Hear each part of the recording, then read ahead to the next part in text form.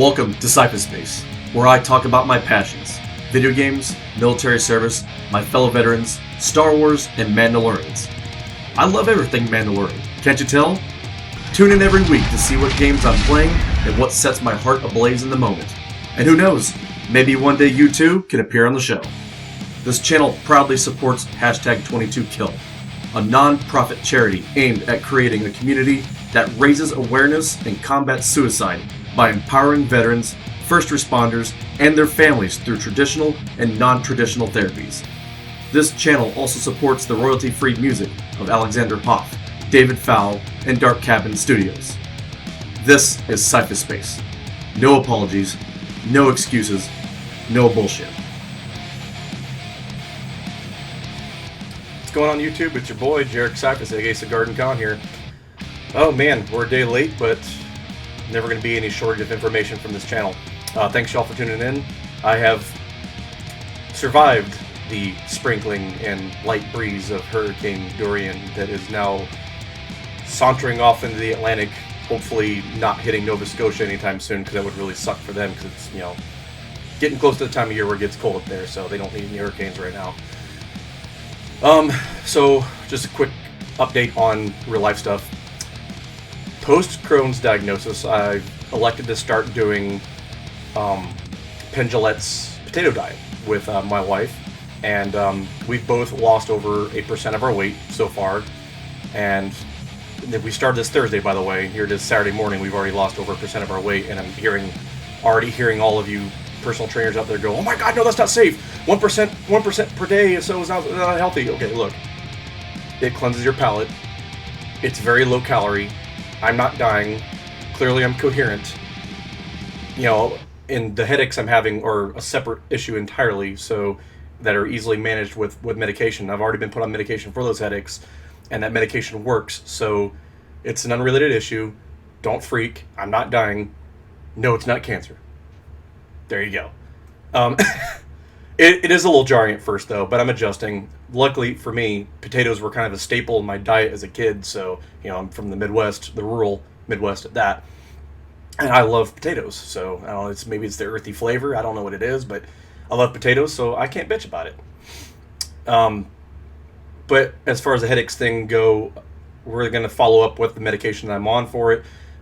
If it doesn't get better, they needed me to go see a neurologist in November. That's my next follow-up appointment with my primary care physician.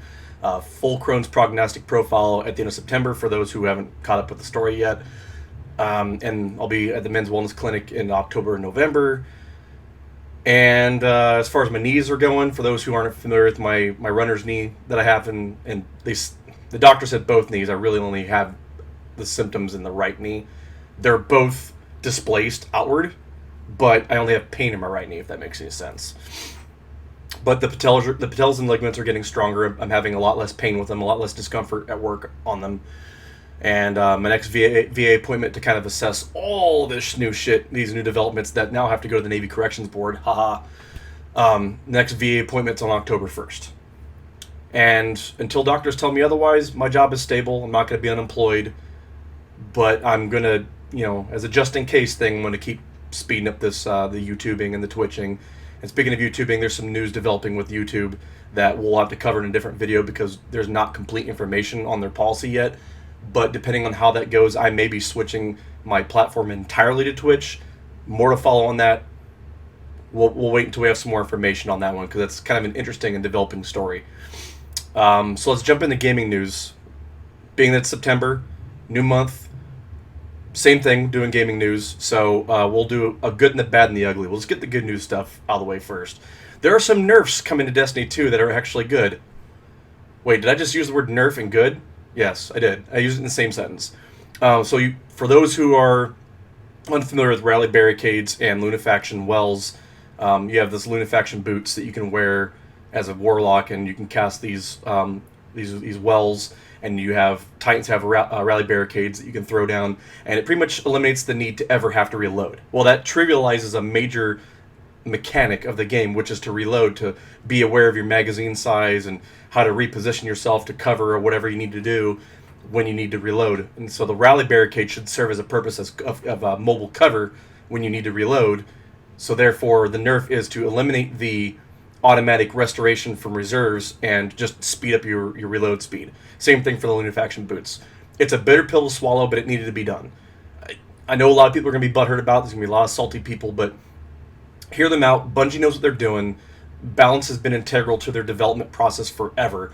And now that they're off the chains from Activision Blizzard, you're going to finally get to see what they can do as an independent studio like in the old days of Halo. So just give them a chance. You might be surprised what they can pull off. Cross save kicks ass, by the way. It's amazing what I can do. I can be playing on PC one minute and then jump into the living room and go play on the PS4 with my PS4 friends. There are a lot of work friends that are playing on that, and I love that because it means I don't have to start over and do double the work for something I've bought more than once. If you feel what I'm saying. And the nice thing is too with the Bungie companion app, the Destiny companion app, I can still talk to my former clan as long as I'm logged into my PS4 account, which is pretty cool in itself. Even though I'm not part of that clan anymore, I joined my best man's clan for PC. We'll see how that goes. Maybe we'll all go to one clan as things go forward. If we all have PS4 accounts, whatever. We'll figure that out here in the future. I haven't made a decision on that yet, but the options on the table, we'll see what happens with that. But I love that cross save has offered me flexibility to play Destiny anywhere, and it's put Destiny 2 back in the pantheon of favorite games to play for me. So that's probably why, even though it is a market that's spoken for, it's probably why I'm going to throw that back into my rotation for streaming soon, especially when Shadowkeep comes out in October. So some SOTOR news. Next month, you have the Onslaught expansion coming out for Star Wars: The Old Republic, and they're adding Ondron and Duxon to the game. For those who aren't familiar with Knights of the Old Republic games from way back when, and KOTOR 2, you had Ondron and Duxon that were major parts of the story. And for those who were familiar with Candrace Ordo, also known, also the Mandalore at the time,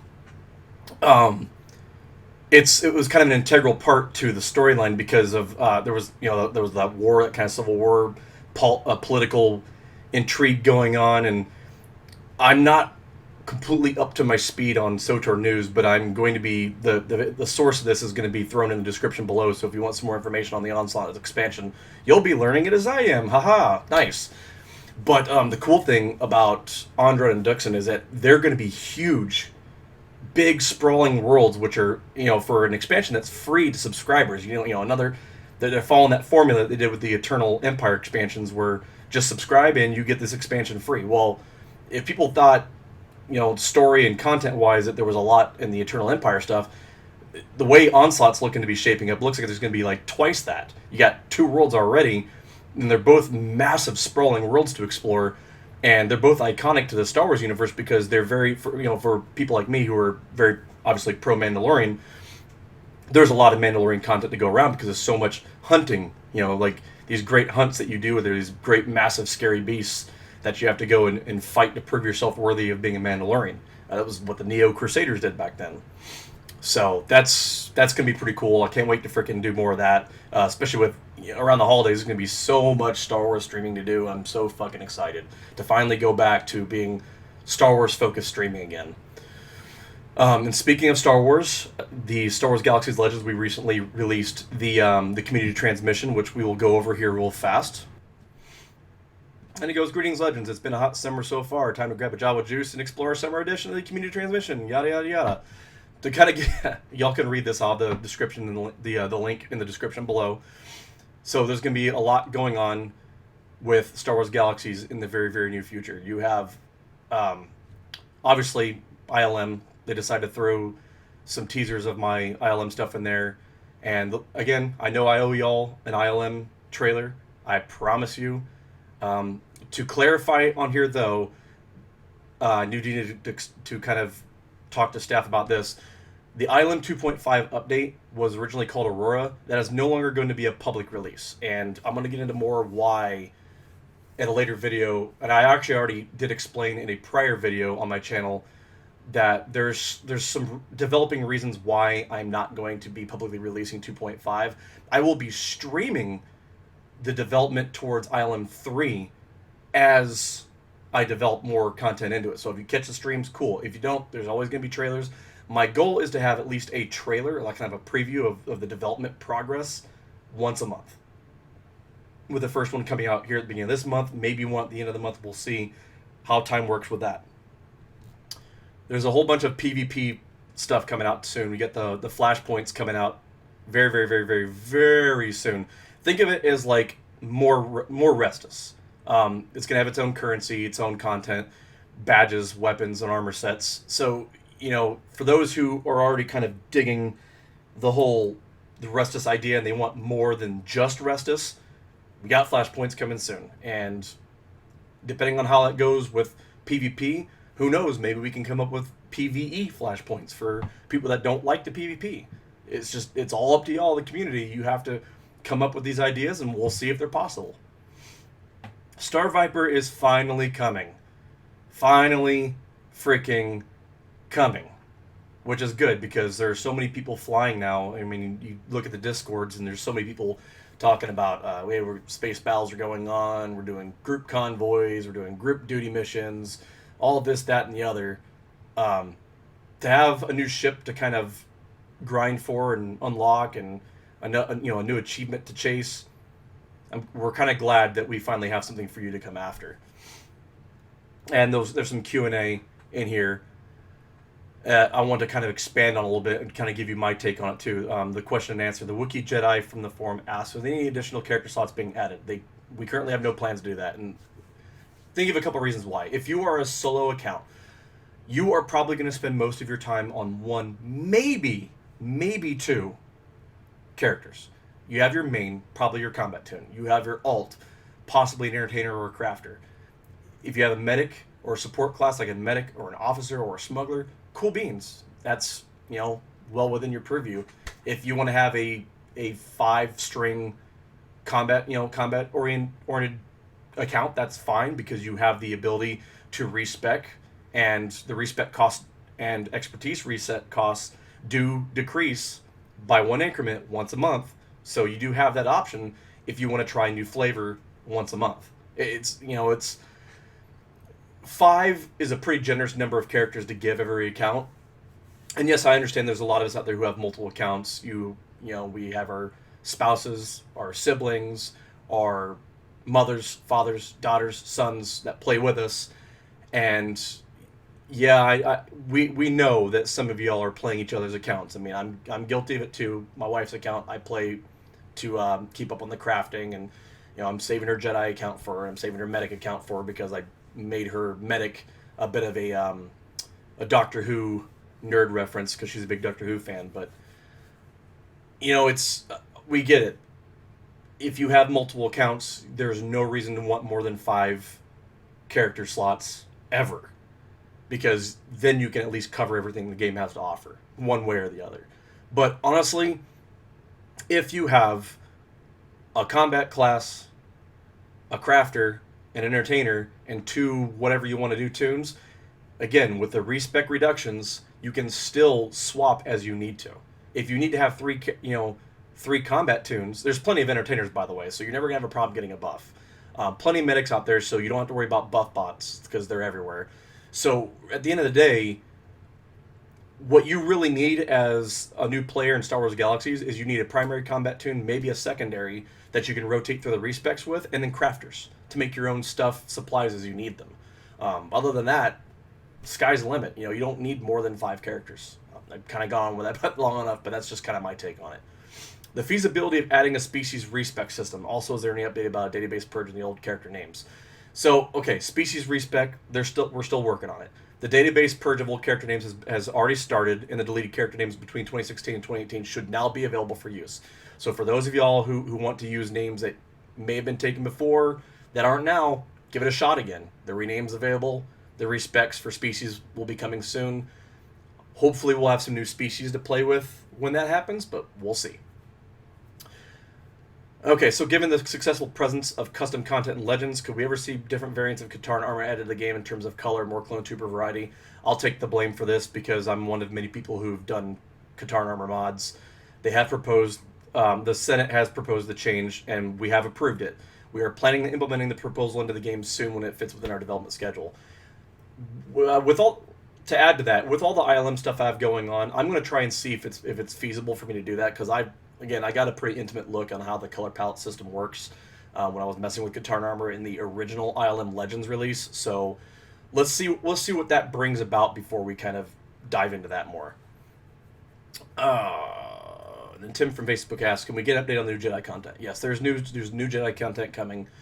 The artists and storyline writers from our design team are hard at work to make this the best experience possible. The Force will awaken soon, literally, and I'm not gonna say more than that. Scott from Facebook asks, "When is the Stormtrooper going to be available in game?" So, for those who aren't familiar, the Shore Trooper. If you aren't familiar with the Shore Trooper armor that's being worked on, there was kind of, I don't know if somebody leaked it or not, but I definitely know it's gotten around that people were working on Shore Trooper NPCs, gear, and armor. Stay tuned for that. I'm not sure. I'll have to talk with staff. I'm not sure if that was supposed to leak or not. So, obviously that's out. But I think the visual's already updated, because I'm pretty sure I already saw a screenshot from a Galaxy's emulator. I'm assuming it may have been ours of the Shore Trooper. So it might have been Empire in Flames, because they're doing a lot of really awesome stuff too. So we'll see. Goldman's Barn from the forum asks, "What are the chances you guys could work on a bug bash for the game like they would do on live?" Well, we're always making bug fixes with new content, so we're always going to be working on bug fixes. I'm always working on bug fixes for ILM, for example. That was the nice thing about ILM 2, is it was a big bug bash. Unfortunately, a lot of the crashing issues that are happening, I have determined and eliminated, process of elimination, determined it's actually the TRES files, because for those of you who watch my streams, I think I only crash maybe once in a while now when it comes to playing Galaxies with ILM on or off. And the one thing that keeps happening with ILM on or off, actually two things. Every once in a while I get the POB crash when a POB gets blown up.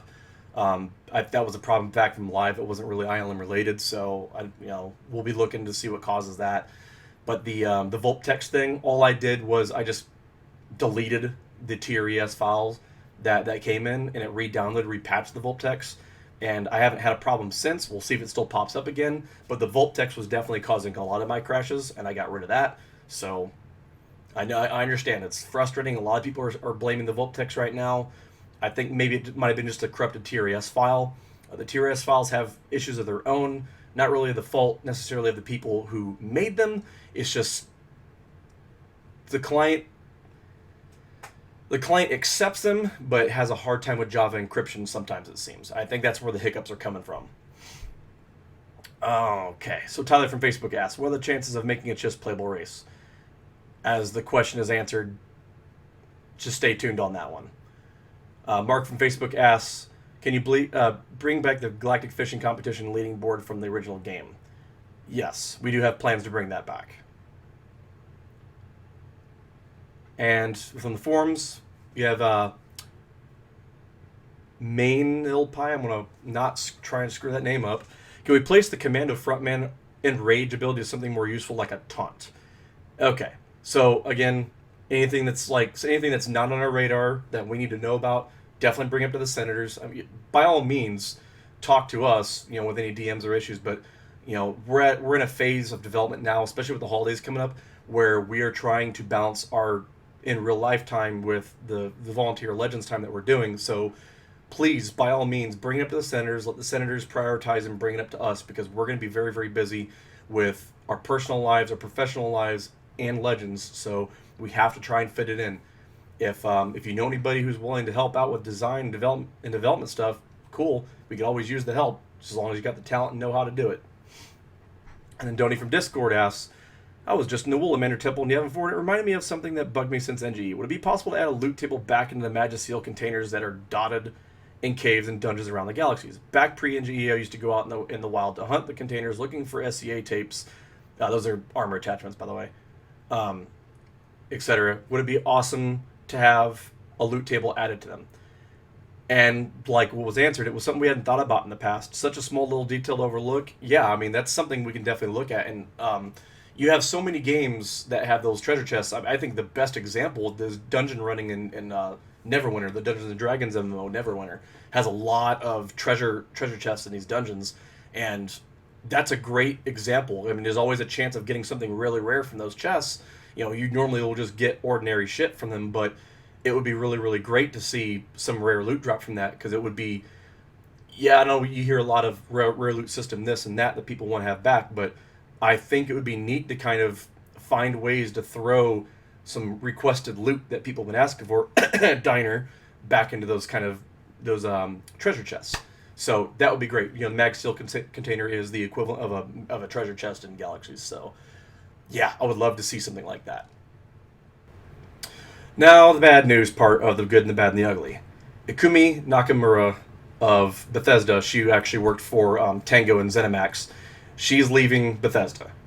No idea where the hell she's going, but they lost major, major, major talent because she was known for Okami, Bayonetta, Resident Evil 2, and she was working on Ghostwire Tokyo, was a big game that was announced at E3 this year. That was kind of what she actually came out on stage to present, was Ghostwire Tokyo, and yeah, her sudden departure kind of sucks because that's a game that shows a lot of promise. And action RPG is always a good thing, especially something that with things like Cyberpunk coming out, and you got Deus Ex games you can still play, and having something that's in the same vein of that kind of cyberpunk / high-tech action RPG, can't get enough of that. It's a hot genre. People love it.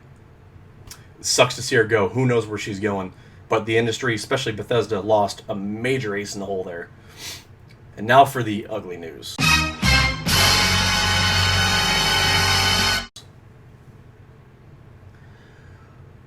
David Rudder, EA's former FIFA boss, is now in charge of DICE. Criterion. That's bad news for Battlefront, Battlefield, and Need for Speed fans. I am a fan of all. For those who don't know, David Rudder is the founder of the FIFA Ultimate Team system that brought the egregious as fuck monetization to the FIFA games. What will he bring to DICE? What will his influence provide to DICE? We don't know. Now that he's in charge of all that, who knows what's going to happen to the future of monetization in Battlefield, Battlefront, Need for Speed, and so forth. We already know what the last Need for Speed had in it was a bunch of horseshit, slot machine mechanics. I know they've tried to say that Heat's not going to have any loot boxes, but we've all heard that before. We've all seen what happened recently with Apex Legends and the Iron Crown event. So, David Rudder, no offense, you're coming in. A reasonable person who's not a gamer is going to let you come in with a clean slate and hope for the best in your company. Most of us are very, very suspicious. We've already been burned by EA so many times. Don't ruin our franchises, please. And last but not least, streaming content. Star Trek Online Awakening kicks off next week. Anthony Rapp now joins Star Trek Online. Cannot wait. We get to jump around the mycelial network and hopefully kill this stupid Klingon bitch we've been hunting for a hot minute. So tune in on for Tricky Tuesdays. I'm bringing it back. Yes, for real this time. Not going to miss any more streams because of freaking Dorian or Crohn's or just because I'm tired. If I could take a nap, I'll do that. I'm not going to be a little bitch and freaking miss any more streams. I'm bringing streams back. Tuesdays and Thursdays at the very, very least.